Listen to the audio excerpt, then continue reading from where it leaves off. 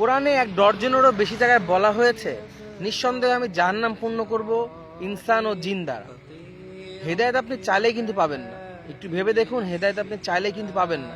হেদায়েত যদি পাওয়ারই বিষয় থাকতো তাহলে এত আম্বিয়া একরাম, এত সাহাবীরা যুদ্ধ করে শহীদ হতো না, এত রাসূল সাল্লাল্লাহু আলাইহি সাল্লামকে আল্লাহ তাআলা পাঠানোর প্রয়োজন হতো না।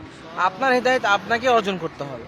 আপনি যদি আল্লাহর কাছে না চান, আপনি যদি আল্লাহর কথা না শুনেন, আপনি যদি হাদিস অনুযায়ী না চলেন, আপনি যদি রাসূল সাল্লাল্লাহু আলাইহি সাল্লামের সুন্নাত অনুযায়ী না চলেন, আপনি কখনো হেদায়েত পাবেন না। আপনি যদি আল্লাহর কাছে নাই চান হেদায়েত, আল্লাহ তাআলা আপনাকে কেন দিবে? কত রাসূল কাফেরদের কাছে মার খেয়েছে, কত সাহাবী শহীদ হয়েছে। আপনার হেদায়েত কি ফ্রিতে পাওয়ার জন্য এগুলো হয়েছে? আপনি কি এটাই মনে করেন যে আপনি বসে থাকবেন, আপনি কিছুই করবেন না ইসলামের জন্য, আর আপনাকে আল্লাহ তাআলা হুট করে হেদায়েত দান করে দিবে? এত সহজ না। আপনি যদি আল্লাহর কাছে হেদায়েত না চান, মৃত্যুর আগ পর্যন্ত আপনি হেদায়েত পাবেন না।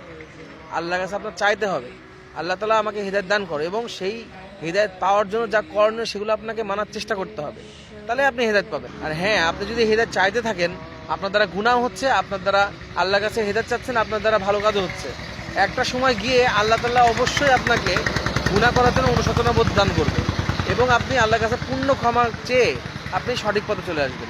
এটাই আল্লাহ তাআলার একটা রহমত। ঠিক আছে? তাই হেদায়েত পাওয়ার আশায় বসে থাকলে কখনো হেদায়েত পাবেন না, এটা মনে রাখা উচিত।